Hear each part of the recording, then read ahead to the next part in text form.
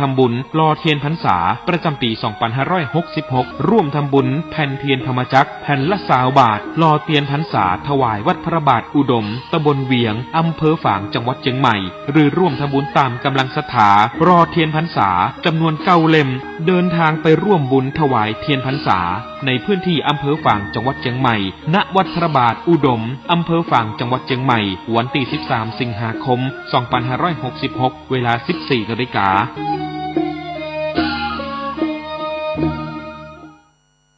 วัดฟังธรรมไหว้พระเช้าค่ำทำความดี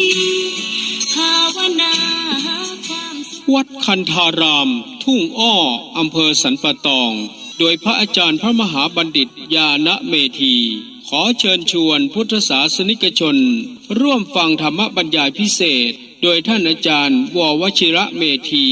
ท่านเจ้าคุณพระเมธีวชิโรดมเรื่องธรรมะในวัดเข้าพรรษาเข้าหาธรรมและร่วมกันถวายเทียนพรรษาและถวายมหาสังฆทาน129วัดนำโดยท่านนิรัตน์พงษ์สิทธิถาวรผู้ว่าราชการจังหวัดเชียงใหม่และคุณนายสุกุมารพงษ์สิทธิถาวรนายกเหล่ากาชาติจังหวัดเชียงใหม่ในวันเสาร์ที่ 29 กรกฎาคม 2566 ตั้งแต่เวลา 7:30 นาทีเป็นต้นไปอย่าลืมพุทธศาสนิกชนทุกท่านเข้าร่วมงานบุญใหญ่ในวันเสาร์ที่ 29 กรกฎาคม 2566 ตั้งแต่เวลา 7:30 นาทีเป็นต้นไป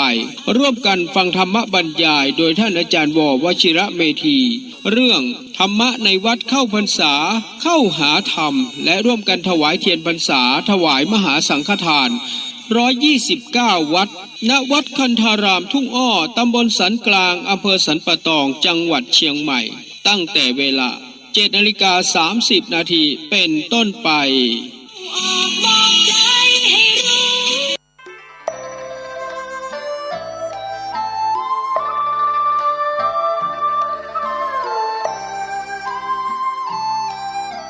ข่าวสารเพื่อการประชาสัมพันธ์กำหนดการพิธีมอบตราตั้งเจ้าคณะอำเภอเมืองเชียงใหม่จังหวัดเชียงใหม่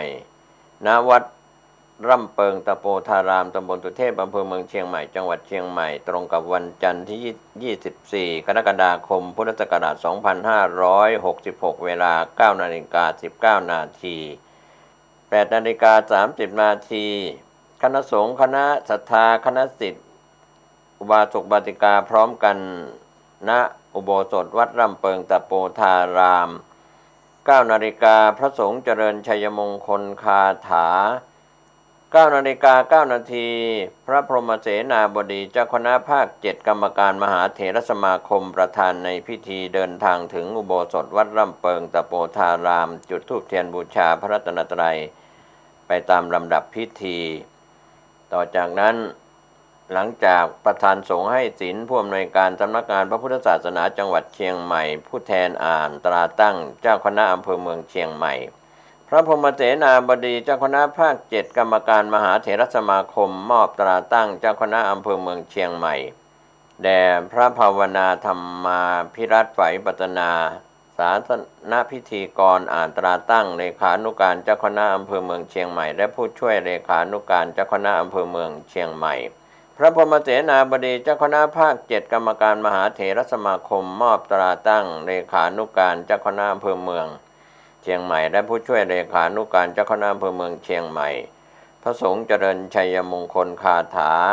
พระภาวนาธรรมาภิรัตน์ไหวปัสนาถวายทายธรรมแด่พระพรหมเสนาบดีเจ้าคณะภาค 7 กรรมการมหาเถรสมาคมคณะศรัทธาอุบาสกบาติกาถวายทายธรรมแด่พระสงฆ์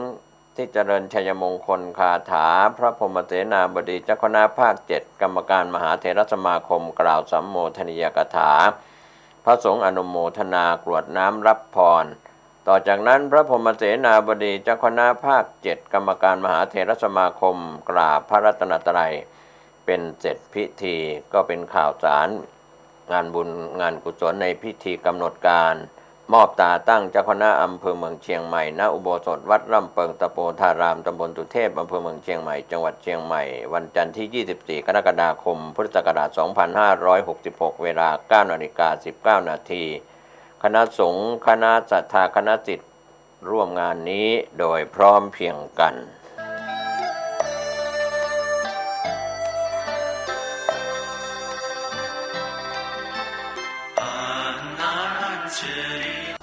ข่าวสารประการประชาสัมพันธ์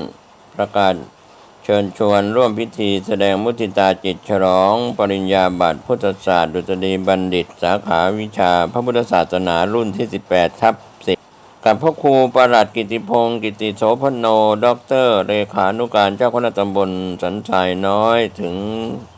ตำบลสันพเนตรผู้ช่วยเจ้าอาวาสวัดสันขยอมตำบลสันทรายน้อยอำเภอสันทรายจังหวัดเชียงใหม่จัดงานมุทิตาวันเสาร์ที่ 19 และวันอาทิตย์ที่ 20 สิงหาคม 2566 ก็เชิญชวนศรัทธาสาธุชนศิษยานุศิษย์ร่วมมุทิตาจิตร่วมเป็นเจ้าภาพสังฆทานเป็นเจ้าภาพโรงทานก็ติดต่อสอบถามรายละเอียดเพื่อร่วมทำบุญได้ที่ 0962629694 ได้ทุกวันก็เป็นงานบุญงานกุศลมุทิตาจิตฉลองปริญญาบัตรพุทธศาสตร์ดุษฎีบัณฑิตสาขาวิชาพระพุทธศาสนารุ่นที่ 18/10 แด่ท่านพระครูประหลัดกิติพงศ์กิติโสพโนด็อกเตอร์เลขานุการเจ้าคณะตำบลสันทรายน้อยถึงสันพเนตรผู้ช่วยเจ้าวาดวัดสันขยอมตำบลสันทรายน้อยอำเภอสันทรายจังหวัดเชียงใหม่เชิญท่านร่วมงานนี้ทั้ง2วันวันเสาร์ที่ 19 และวันอาทิตย์ที่ 20 สิงหาคม 2566 โดยทั่วหน้ากันท่านกำลังติดตามรับฟังสถานีวิทยุกระจายเสียงพระพุทธศาสนาแห่งชาติและสังคมคลื่นเพื่อการศึกษาพระพุทธศาสนาและวัฒนธรรมระบบ FM 104.5 เมกะเฮิรตซ์รายการต่อไปเป็นรายการคดีโลกคดีธรรมศาสนาสำหรับชาติเราศาสนาในสมัยนี้เป็นของที่แยกจากชาติไม่ได้เป็นความจำเป็นที่เราทั้งหลายผู้เป็นไทยจะต้องมั่นคงอยู่ในศาสนาพระพุทธซึ่งเป็นศาสนาสำหรับชาติเราพระพุทธศาสนาก็ดีหรือศาสนาใดก็ดีที่ตั้งมั่นอยู่ได้ก็ด้วยความมั่นคงของผู้เลื่อมใสตั้งใจที่จะรักษาและข้าพเจ้าพูดทั้งนี้ก็เพื่อชักชวนท่านทั้งหลายอย่างเป็นเพื่อนไทยและเพื่อนพุทธศาสนิกชนด้วยกันทั้งนั้นเพื่อความมั่นคงแห่งพระพุทธศาสนาข้าพเจ้ารู้สึกว่าได้ทำหน้าที่สมควรแก่อุปถัมภ์พระพุทธศาสนาเราจะตั้งใจรักษาศาสนาของเราด้วยชีวิตและถ้าท่านตั้งใจจะช่วยข้าพเจ้าในกิจอันใหญ่นี้แล้วก็จะเป็นที่พอใจข้าพเจ้าเป็นอันมากเพราะฉะนั้นเป็นหน้าที่ของเราทั้งหลายที่จะช่วยกันบำรุงรักษาพระพุทธศาสนาอย่าให้เสื่อมสูญไปการที่จะบำรุงพระพุทธศาสนาเราต้องรู้สึกก่อนว่าหลักของพระพุทธศาสนาคืออะไรเราจะถือว่าเราเป็นไทยด้วยกันหมดเราจะต้องรักษาความเป็นไทยของเราให้ยั่งยืนเราจะต้องรักษาพระพุทธศาสนาให้ถาวรวัฒนาการอย่างที่เป็นมาแล้วหลายชั่วโคตรของเราทั้งหลายพระบรมราโชวาทของพระบาทสมเด็จพระมงกุฎเกล้าเจ้าอยู่หัวรัชกาลที่ 6พระบรมราโชวาทก็ดีพระราชนิพนธ์ก็ดีหรือพระบรมราชโองการของพระมหากษัตริย์ถือเป็นบทบัญญัติแห่งกฎหมายทั้งหมดทั้งสิ้นการบัญญัติให้พระพุทธศาสนาเป็นศาสนาประจำชาติไทยไว้ในรัฐธรรมนูญจึงเป็นสิ่งที่ถูกต้องทั้งกฎหมายและทางโบราณราชประเพณีการบัญญัติให้พระพุทธศาสนาเป็นศาสนาประจำชาติไทยไว้ในรัฐธรรมนูญย่อมเป็นหลักค้ำประกันให้กับประชาชนคนไทยว่าตนได้ปฏิบัติตามกฎหมายอย่างแท้จริงการบัญญัติให้พระพุทธศาสนาเป็นศาสนาประจำชาติไทยไว้ในรัฐธรรมนูญ มิได้เป็นการลิดรอนสิทธิเสรีภาพของผู้ใดแต่เป็นการยืนยันความจริงตามกฎหมายและประวัติศาสตร์ชาติไทยการบัญญัติให้พระพุทธศาสนาเป็นศาสนาประจำชาติไทยไว้ในรัฐธรรมนูญจะทำให้พระพุทธศาสนาได้รับการอุปถัมภ์และคุ้มครองจากรัฐดุจเดียวกันกับที่องค์พระมหากษัตริย์ทรงกระทำมาการบัญญัติให้พระพุทธศาสนาเป็นศาสนาประจำชาติไทยไว้ในรัฐธรรมนูญจะป้องกันพระพุทธศาสนาไม่ให้ถูกลัทธินิกายนอกศาสนากระทำการใดๆได้ด้วยอุบายต่างๆนานาการบัญญัติให้พระพุทธศาสนาเป็นศาสนาประจำชาติไทยไว้ในรัฐธรรมนูญจะทำให้สังคมไทยมีแต่ความสุขร่มเย็นเป็นธรรมทั้งต่อคนศาสนาอื่นและคนสัญชาติอื่นได้อย่างแท้จริงแต่ถ้าไม่บัญญัติให้พระพุทธศาสนาเป็นศาสนาประจำชาติไทยไว้ในรัฐธรรมนูญในอนาคตประเทศไทยจะต้องตกอยู่ในสถานะเดียวกันกับพื้นที่3 จังหวัดชายแดนภาคถึงวันศุกร์และวันเสาร์อาทิตย์ทางสถานีวิทยุแห่งนี้ท่านผู้ฟังสามารถใช้โทรศัพท์มือถือระบบ Android ดาวน์โหลดแอปพลิเคชันวิทยุพุทธศาสนาทั่วไทยเพื่อติดตามรับฟังรายการนี้ได้ทุกวันในแต่ละวันสถานีวิทยุพระพุทธศาสนาแห่งชาติที่อยู่ในแอปพลิเคชันนี้ออกอากาศรายการคดีโลกคดีธรรม5 เวลาแต่ละสถานีนำไปออกอากาศต่างเวลากัน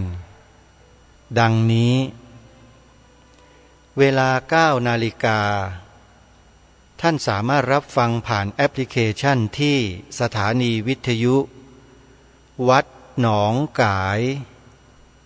อยู่ในลำดับที่15และวัดอารามมงคลอยู่ในลำดับที่2เวลา 10 นาฬิกาท่านสามารถรับฟังรายการนี้ผ่านแอปพลิเคชันที่สถานีวิทยุวัดป่าจริยธรรมอยู่ในลำดับที่1เวลา 11 นาฬิกาท่านสามารถรับฟังรายการนี้ผ่านแอปพลิเคชันที่สถานีวิทยุวัดฝายหินอยู่ในลำดับที่32เวลา 13 นาฬิกาบ่ายโมงตรงท่านสามารถรับฟังรายการนี้ผ่านแอปพลิเคชันที่สถานีวิทยุวัดบ้านปลาคูนและเวลา 1 นาฬิกาหรือตี 1ท่านสามารถรับฟังรายการนี้ผ่านแอปพลิเคชันที่สถานีวิทยุวัดฝายหินได้อีกรอบหนึ่งนี่คือรายการคดีโลกคดีธรรมที่ออกอากาศผ่านแอปพลิเคชันที่ชื่อว่าวิทยุพุทธศาสนาทั่วไทยขอเรียนเชิญเจริญพรสาธุชนพุทธบริษัททุกท่านดาวน์โหลดแอปพลิเคชันนี้กันไว้แล้วช่วยบอกญาติธรรมของเราให้ดาวน์โหลดให้ทั่วถึงกันเพราะในปีต่อไปปีพระพุทธศักราช 2567 เราจะไม่สามารถฟังธรรมะจากสถานีวิทยุกระจายเสียงภาคพื้นดินที่ครูบาอาจารย์ของเราออกอากาศอยู่เป็นปกติเหมือนวันนี้ได้แล้วเพราะได้ข่าวได้ข้อมูลมาอย่างแน่ชัดว่ากสทช.จะออกคำสั่งออกระเบียบบางอย่างเพื่อยุติการออกอากาศของสถานีวิทยุของพระสงฆ์ทั่วประเทศแต่การกระจายเสียงป่าจริยธรรม ที่ท่านได้ให้ลูกศิษย์เอกคือทิโชคเนี่ยพัฒนาแอปพลิเคชันตัวนี้ขึ้นมาเพื่อรองรับอนาคตรองรับสถานีวิทยุของครูบาอาจารย์ของเราที่มีอยู่ประมาณ100 กว่าสถานีเนี่ยให้ส่ง URL เข้ามาที่วัดป่าจริยธรรมเพื่อที่จะได้อัปโหลดลงไว้ในระบบแอปพลิเคชันทั้งหมดซึ่งครูบาอาจารย์ของเราไม่ทราบว่าจะทราบหรือเปล่าว่าทางวัดป่าจริยธรรมได้เปิดไฟเขียวให้แล้วโดยที่ไม่มีเงื่อนไขอะไรมากมายเลยเพราะฉะนั้นใครที่ยังกลัวอยู่เลิกกลัวได้แล้ว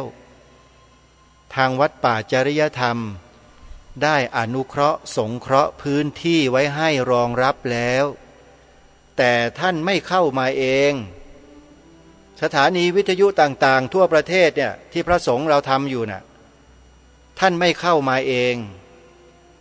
รายการนี้ก็ประกาศเปล่าอยู่ทุกวัน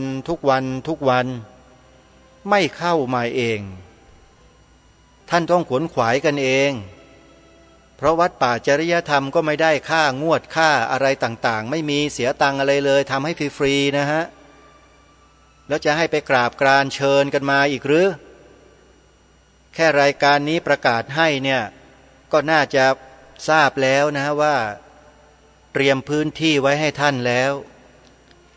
และสถานีวิทยุท่านเมื่อเข้ามาสู่ระบบนี้แล้วเนี่ยญาติโยมทั่วประเทศเขาก็ฟังได้หมดเลยทั่วโลกก็ยังฟังได้ไม่ดีกว่าสถานีวิทยุเก่าๆภาคพื้นดินที่เขากำลังจะสั่งปิดหรือนี่คืออนาคตที่ทุกท่านสามารถเลือกได้เข้ามาแล้วเนี่ยขอให้สามัคคีกันนะสามัคคีกันอย่าพูดจาขัดแย้งกันให้เป็นไปในทิศทางเดียวกัน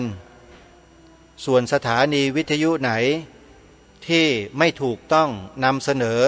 เนื้อหาที่ไม่ตรงกับเนื้อหาสาระที่ทางคณะสงฆ์ได้กำหนดไว้ก็ขออย่าให้เข้ามาถ้าเข้ามาแล้วถ้าเราพิสูจน์ทราบว่าท่านไปถือหางลัทธิที่ตรงกันข้ามกับคณะสงฆ์เนี่ยเราตัดหางปล่อยทะเลเลยนะฮะไม่ใช่ปล่อยวัดนะครับเราจะเอาออกทันทีเลยนะไม่ว่าจะพุทธวจนะ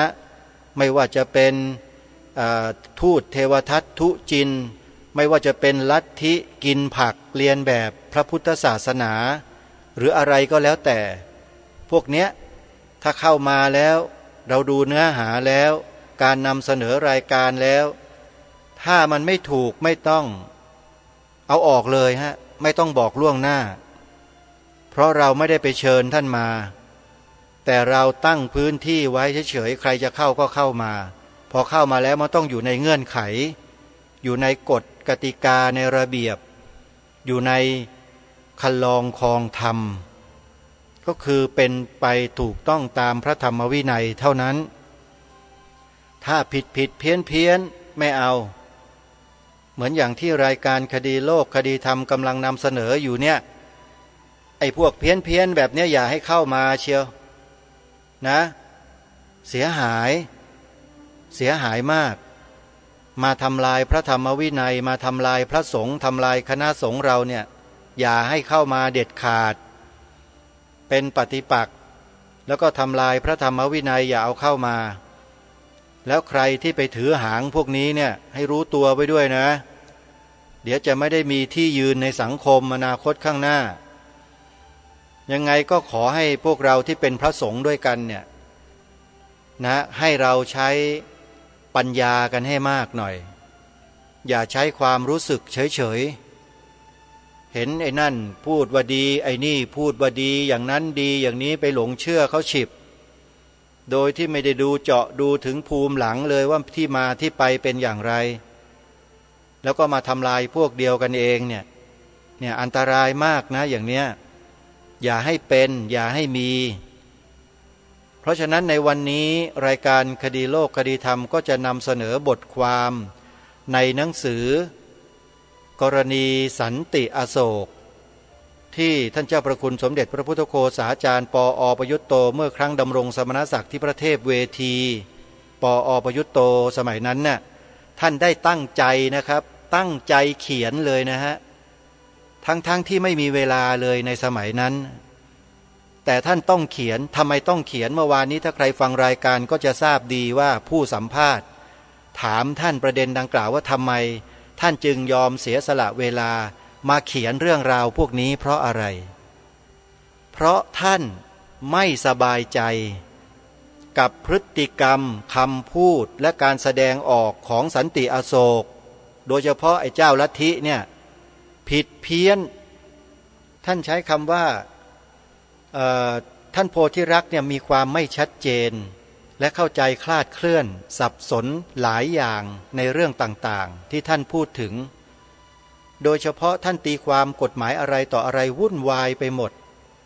ทำไมไม่มองตามสภาพความเป็นจริงยอมรับกันตามจริงแล้วเรามีความเห็นอย่างไรก็แสดงออกมา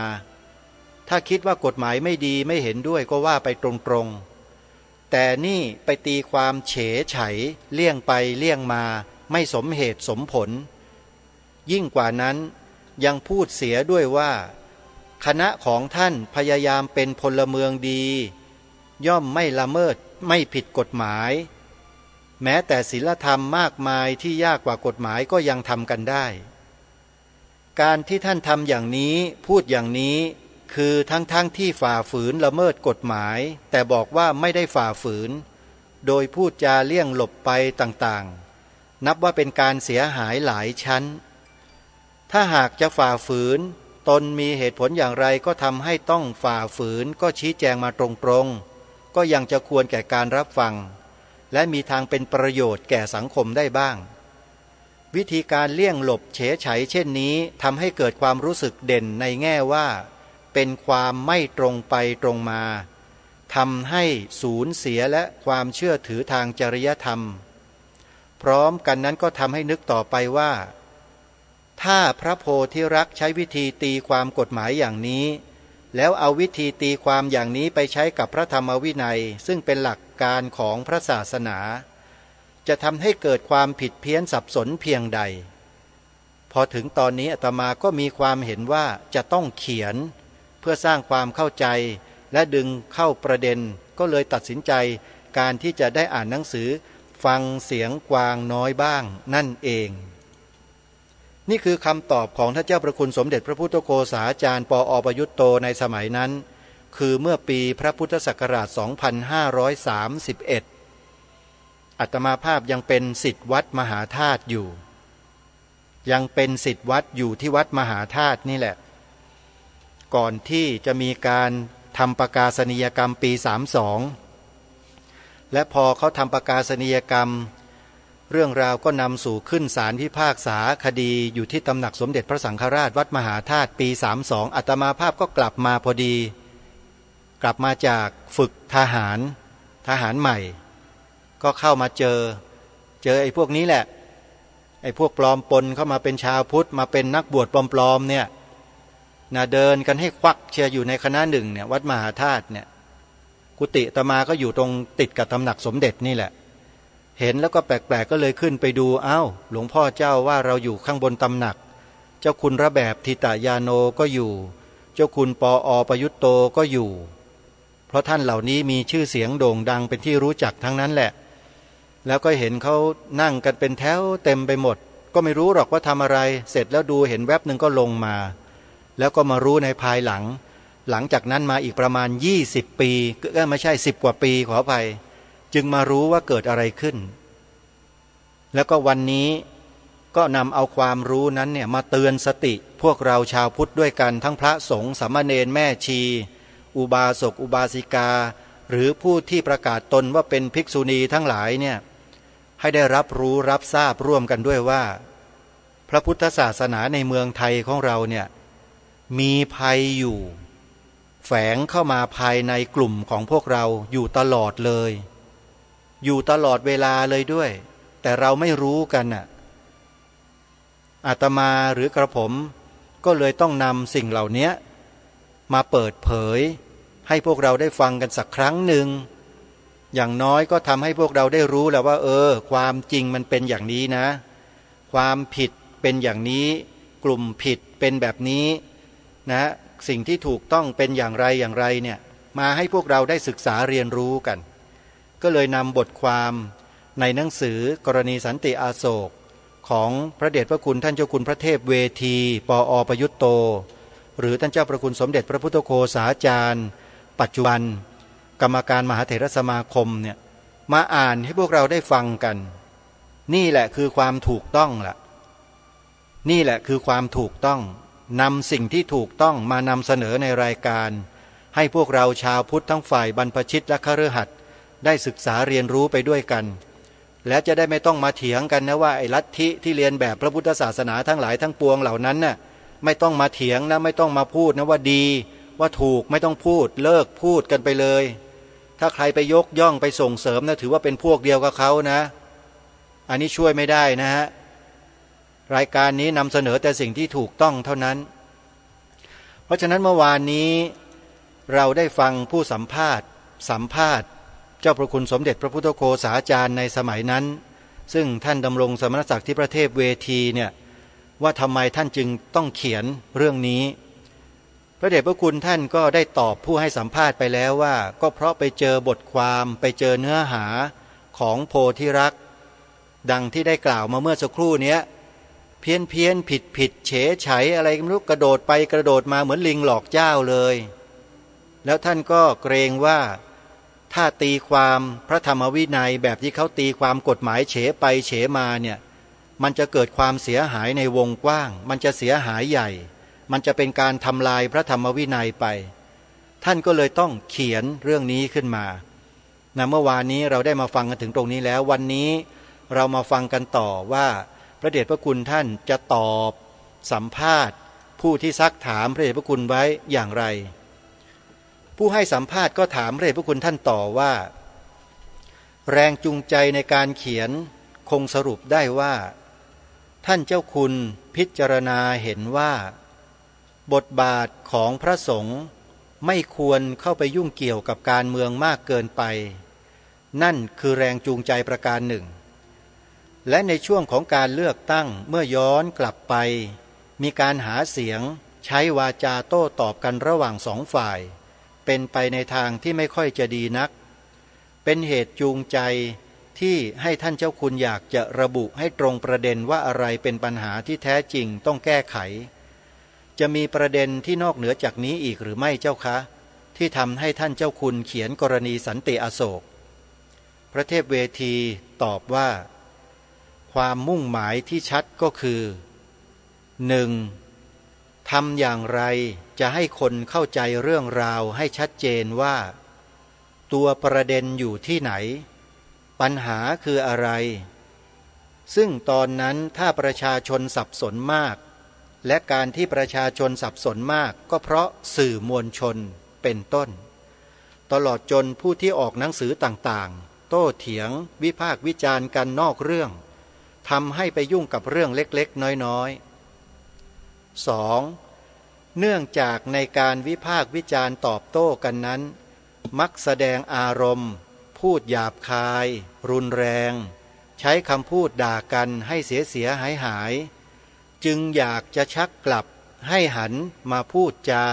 พิจารณาและปฏิบัติต่อเรื่องนี้ด้วยวิธีการของเหตุผล 3. อีกอย่างหนึ่งที่อาตมากับพระที่ศาลากลางสระปรารภกันอยู่แทบทุกวันก่อนหน้านั้น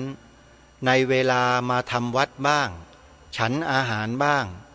ซึ่งเป็นเวลาที่เราจะพบพร้อมๆกันก็คือได้ปรารภกันว่าทำไมผู้ที่มีหน้าที่จึงไม่ทำหน้าที่พากันปล่อยปละละเลยเรื่องนี้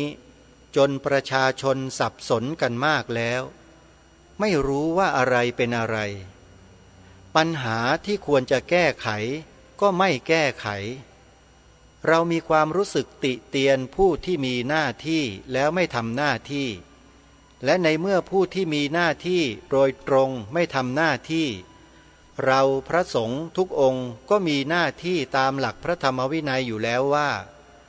เมื่อมีเรื่องราวที่กระทบกระเทือนต่อส่วนรวม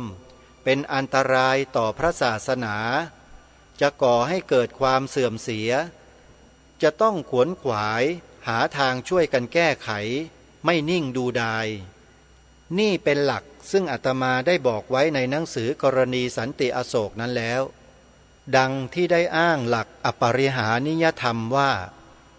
เมื่อมีอะไรที่เป็นเหตุเสื่อมเสียเกิดขึ้นมีอะไรเป็นปัญหาเกิดขึ้นต้องร่วมกันแก้ไขแต่ตามปกติเราต้องหวังจากผู้ที่มีหน้าที่โดยตรงก่อนแต่ถ้าเขาไม่ทำเราก็ต้องถือเป็นหน้าที่ของเราแต่การทำหน้าที่ของเราจำกัดอยู่ในขอบเขตเพียงว่าจะสร้างความเข้าใจให้เกิดขึ้นพูดกันในปัญหาและว่ากันตรงไปตรงมาให้ชัดเจนเราไม่สามารถทำอะไรเลยไปกว่านั้นคือไม่สามารถไปจัดการอะไรได้เหตุผลที่ว่าทำไมอาตมาจึงคิดอย่างนี้ทำอย่างนี้และออกในวันที่24ก็ได้เขียนชี้แจงไว้ในหนังสือกรณีสันติอโศกแล้วเข้าใจว่าอยู่ในคำปรารภอาตมาอยากให้ผู้ที่มีหน้าที่ที่เกี่ยวข้องหรือพิจารณาเรื่องนี้ย้อนกลับไประลึกถึงเหตุการณ์เก่าๆบางทีเราลืมง่ายว่าในช่วงก่อนหนังสือกรณีสันติอโศกออกมาโน้นเหตุการณ์ที่ผ่านมามีอะไรเกิดขึ้นบ้างถ้าเราหันกลับไปดูก็จะเห็นชัดเจนว่า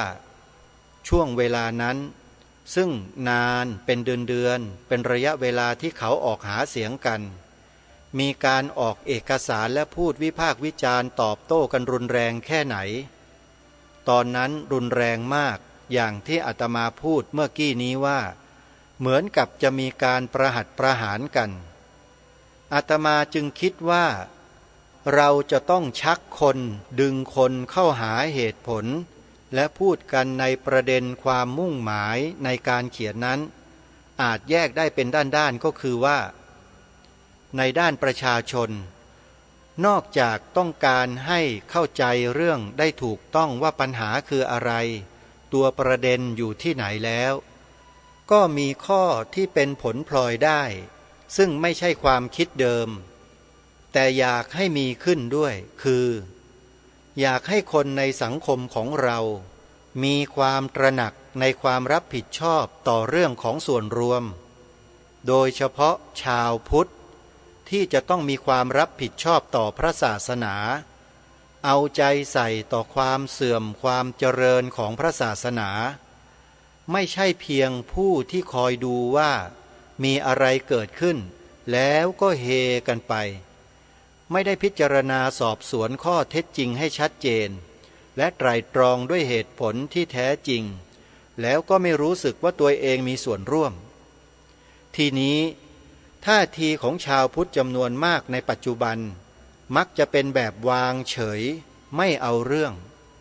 ซึ่งควรจะได้หันมาปรับกันใหม่ให้ถูกต้องตามหลักการของพระพุทธศาสนาก็คือตามหลักการของพระพุทธศาสนาซึ่งอาตมาได้ย้ำอยู่เสมอพระพุทธเจ้าทรงสอนไว้ว่าบุคคลผู้เป็นผู้นำของพระศาสนาเป็นพระสงฆ์พระเถระผู้ใหญ่โดยเฉพาะพระอรหันต์จะต้องรับผิดชอบและเอาใจใส่ด้วยความไม่ประมาทในเรื่องราวต่างๆที่จะเป็นเหตุของความเสื่อมและความเจริญอะไรที่จะเป็นเหตุของความเสื่อมต้องระมัดระวังช่วยกันป้องกันอะไรที่เป็นปัญหาต้องช่วยกันแก้ไขอะไรที่จะเป็นเหตุของความเจริญต้องเร่งสร้างเสริมสนับสนุนตัวอย่างที่เห็นได้ง่ายๆแต่ไม่ค่อยได้คิดกันก็คือเรื่องของพระมหากัสสปะซึ่งเป็นพระอรหันต์ผู้ใหญ่ทั้งที่ได้ชื่อว่าเป็นพระป่าชอบอยู่วิเวกและสูงอายุมากเมื่อท่านพบว่ามีเรื่องราวที่กระทบกระเทือนอาจทำให้เกิดความไม่มั่นคงแก่พระธรรมวินัยของพระพุทธเจ้าท่าน ก็เป็นผู้นำยกเรื่องนั้นมาปรารภและชักชวนให้ทำสังคายนาการสังคายนาก็เกิดขึ้นเพราะความตื่นตัวขวนขวายไม่ประมาทนี้สังคายนาครั้งต่อมาก็เกิดจากพระอรหันต์ที่ได้เห็นว่ามีการทำอะไรต่างๆที่คลาดเคลื่อนจากพระธรรมวินัยแล้วก็ยกเรื่องนั้นขึ้นมาปรารภและชวนกันทำสังคายนาการประชุมกันทำงานส่วนรวมอย่างนี้มีมาเรื่อยในประวัติศาสตร์ถือกันว่าพระอรหันต์เป็นผู้นำในเรื่องความขวนขวายไม่ประมาทและเอาใจใส่เอาธุระในกิจการของส่วนรวมตามหลักการที่เรียกว่าเป็นการเคารพสงฆ์ถือกันว่าพระอรหันต์เป็นผู้นำในเรื่องความขวนขวายไม่ประมาทและเอาใจใส่เอาธุระในกิจการของส่วนรวมตามหลักการที่เรียกว่าเป็นการเคารพสงฆ์ถือสงฆ์คือส่วนรวมเป็นใหญ่ถ้าพระอรหันต์และพระเถระผู้นำในอดีตไม่ปฏิบัติกันมาอย่างนี้พระพุทธศาสนาก็คงไม่เหลืออยู่มาถึงเราในบัดนี้แต่ในเมืองไทยเป็นเรื่องน่าเสียดายระยะหลังนี้เรามีความรู้สึกเหมือนว่าใครก็ตามที่เมื่อมีเรื่องอะไรเกิดขึ้นแล้วไม่เอาเรื่องเอาราวเฉยไม่เอาใจใส่ก็เห็นไปว่าเป็นคนไม่มีกิเลสความรู้สึกเช่นนี้เป็นท่าทีที่ผิดซึ่งจะต้องแก้ไขเมื่อมีท่าทีที่ผิดและถือผิดกันมากก็เลยต้องพูดเรื่องนี้บ่อยๆเมื่อมีเหตุการณ์เกี่ยวกับสันติอโศกนี้เกิดขึ้นก็เป็นตัวอย่างที่สะท้อนสภาพปัญหาของสังคมไทยและแสดงให้เห็นถึงลักษณะนิสัยของการมีท่าทีเช่นนี้ซึ่งเราควรจะถือเป็นโอกาสที่จะปรับท่าทีของคนให้มีความรู้สึกว่าจะต้องมีส่วนร่วมในการแก้ไขปัญหาถ้ามองเห็นไปว่าพระดีคือพระที่ไม่เอาเรื่องเอาราววางเฉยอย่างนี้พระศาสนาก็อยู่ไม่ได้ตามหลักพระศาสนาถือว่าปัญหาอย่างนี้เป็นเรื่องของส่วนรวมที่จะต้องช่วยกันแก้ไขเรียกว่าเป็นกิจของสงฆ์และทางวินัยก็มีศัพท์เฉพาะเรียกว่าเป็นอธิกรณ์และนี่ก็เป็นผลพลอยได้คือการที่จะกระตุ้นเตือนให้คนมีท่าทีที่ถูกต้องต่อเรื่องราวต่างๆที่เกิดขึ้นด้านต่อไปก็คือผู้เกี่ยวข้องกับเรื่องโดยตรงหรือผู้ที่ต้องการเกี่ยวข้องสำหรับผู้ที่มีส่วนเกี่ยวข้องกับเรื่องสันติอโศกก็ต้องกลับมามองที่ผู้มีหน้าที่โดยตรงก่อนซึ่งเราต้องการให้ทำหน้าที่ของตนให้จริงจังไม่เลี่ยงหนีเรื่องส่วนผู้ที่ถึงแม้จะไม่มีหน้าที่โดยตรงแต่เกี่ยวข้องกับเรื่องนี้เช่นสื่อมวลชนที่หวังดีที่เข้ามาเกี่ยวข้องกับเรื่องนี้อยากจะช่วยแก้ไขเราก็ต้องการให้เขาทำให้ตรงประเด็นของปัญหาและใช้วิธีการของเหตุผลด้านต่อไปความมุ่งหมายอีกส่วนหนึ่งโยงไปถึงสำนักสันติอโศกเองคือต้องการให้เขาทบทวนว่าตัวเขาเองได้พิจารณาปัญหาของตนเองตรงไปตรงมาและชัดเจนพอหรือเปล่าการพิจารณาก็ขอให้ทำอย่างเป็นเหตุเป็นผลถ้าพิจารณาเห็นว่าปฏิบัติไม่ถูกต้องก็จะได้แก้ไขโดยวิธีที่ชอบธรรมซึ่งทั้งหมดนี้เราก็ไม่ได้ไปว่ากล่าวอะไรแต่ให้มองเห็นตามความเป็นจริงด้านที่ 4นักการเมือง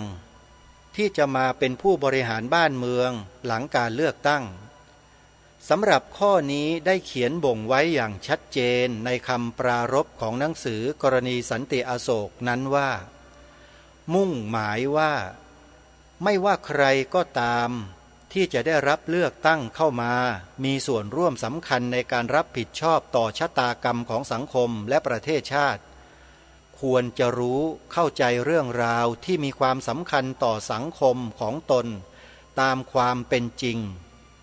เมื่อรู้เข้าใจแล้วหากมีจิตใจเป็นธรรมและรักความชอบธรรมจักได้ปฏิบัติหน้าที่ของตนด้วยปัญญาที่รู้เข้าใจความจริงนั้นนักการเมืองและผู้ปกครองบ้านเมืองควรรู้เข้าใจให้ชัดเจนถูกต้องเพราะเรื่องนี้ได้กลายเป็นจุดสนใจของประชาชนและเป็นปัญหาที่มีผลต่อความสงบเรียบร้อยของสังคมทั้งระยะสั้นและระยะยาวโดยเฉพาะนักการเมืองที่คิดว่าควรสนใจและเข้าใจเรื่องนี้ให้ถูกต้องที่สุดก็คือนักการเมืองในพรรคพลังธรรมเพราะเป็นที่ชัดเจนอยู่แล้วว่าพรรคพลังธรรมนั้นก่อตั้งขึ้นมาด้วยการร่วมคิดร่วมสนับสนุนของท่านโพธิรักษ์และสันติอโศกและในช่วงก่อนเลือกตั้งนั้นก็มีผู้คาดหมายกันมากว่าพรรคนี้จะชนะการเลือกตั้งได้ผู้แทนเข้ามามากอาจถึงขั้นมีเสียงข้างมากสามารถเป็นผู้จัดตั้งรัฐบาลพรรคพลังธรรมนั้นมีความเกี่ยวข้องกับพระศาสนาทั้งในแง่ที่ผูกพันโดยตรงกับสำนักสันติอโศกที่เป็นกิจการทางศาสนาโดยตรงและผู้นำของพรรคคือหัวหน้าพรรคก็ได้แสดงตนอยู่ว่าเป็นผู้ใส่ใจในเรื่องศาสนาถือปฏิบัติเคร่งครัดในทางศาสนาในกรณีที่จะมาเป็นผู้ปกครองบ้านเมืองนักการเมืองพรรคนี้ย่อมมีแนวโน้มมากที่สุดที่จะปฏิบัติการต่างๆที่เกี่ยวข้องกับเรื่องศาสนาซึ่งถ้าปฏิบัติถูกต้องก็จะมีผลดีมากแต่ถ้าปฏิบัติผิดพลาดไปเช่นโดยรู้เท่าไม่ถึงการก็จะเป็นโทษอย่างมากจึงสมควรจะรู้เข้าใจเรื่องนี้ให้ถูกต้องชัดเจนที่สุดเพื่อทำงานได้ถูกต้องไม่ผิดพลาดและงานสร้างความเข้าใจในเรื่องเช่นนี้ย่อมเป็นหน้าที่ของพระโดยตรงและในเมื่อเราเห็นว่านักการเมืองส่วนมากในหมู่นั้นอาจจะสนใจโดยไม่มีความเข้าใจหรืออาจจะพลอยร่วมทำอะไรไปโดยไม่มีทั้งความสนใจและความเข้าใจการสร้างความเข้าใจก็เป็นงานที่ควรเริ่มต้นทำตั้งแต่วาระแรกที่เห็นว่าเขาจะเข้ามามีบทบาทสำคัญต่อสังคมและนี่คือด้านหนึ่งของจุดที่พระสงฆ์จะพบกับนักการเมืองได้อย่างชอบธรรม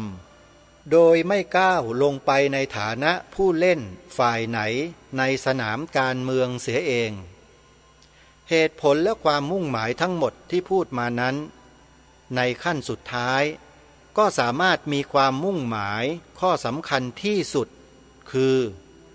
การรักษาธรรมวินัยอย่างที่พิมพ์ไว้ด้านล่างของปกหนังสือว่างานรักษาพระธรรมวินัยในขณะที่การตีความธรรมวินัยยังเป็นปัญหาที่ลึกซึ้งขึ้นไปซึ่งจะต้องพิจารณากันละเอียดยิ่งขึ้นไปนั้นพฤติกรรมต่างๆในขั้นต้นๆที่แสดงถึงความตรงไปตรงมาหรือไม่และการมีเจตนาที่ชัดเจนหรือน่าเคลือบแคลงหรือไม่ย่อมเป็นเครื่องช่วยชี้บ่งอย่างดีว่าการปฏิบัติต่อธรรมวินัยในขั้นลึกละเอียดลงไปน่าจะเป็นไปในทิศทางใดแรงจูงใจ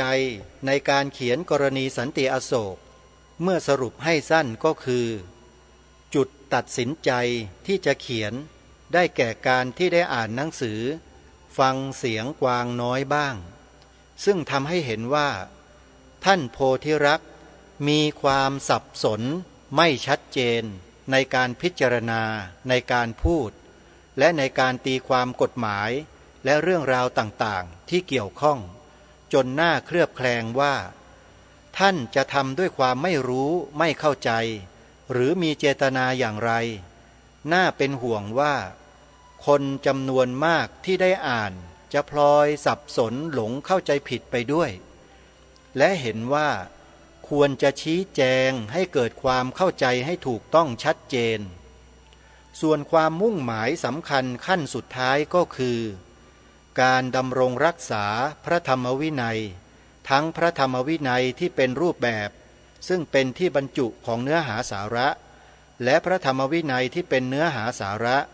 ซึ่งปรากฏออกมาเป็นความเป็นธรรมชอบธรรมความมีหลักเกณฑ์ความจริงความถูกต้องดีงามและนี่ก็เป็นบทความอีกช่วงหนึ่งซึ่งยังไม่จบนะท่านผู้ฟัง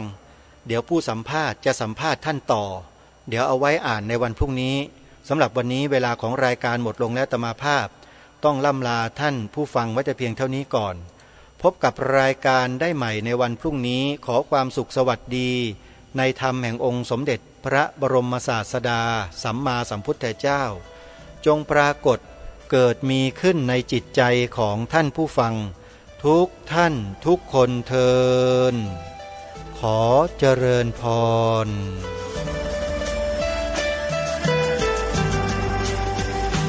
กล้าคิดก็ต้องกล้าทำอย่ากลัวถ้าทำความดีเป็นศึกษาปัญหาให้ทันท่วงทีเมืองไทยจะพัฒนากว่านี้รายการดีๆคดีโลกคดีธรรมขอรำพันบรรยายความคิดเครื่องหมายแห่งสีทั้งสามงามถนัดขาวคือบริสุทธิ์สีสวัสดิ์หมายพระไตรรัตน์และธรรมะคุ้มจิตไทยแดงคือโลหิตเราใสซึ่งยอมสละได้เพื่อรักษาชาติศาสนาน้ำเงินคือสีโสภาอันจอมกระชากพระโปรดเป็นของส่วนองค์จับริ้วเข้าเป็นไตรรงค์จึงเป็นสีธงที่รักแห่งเรา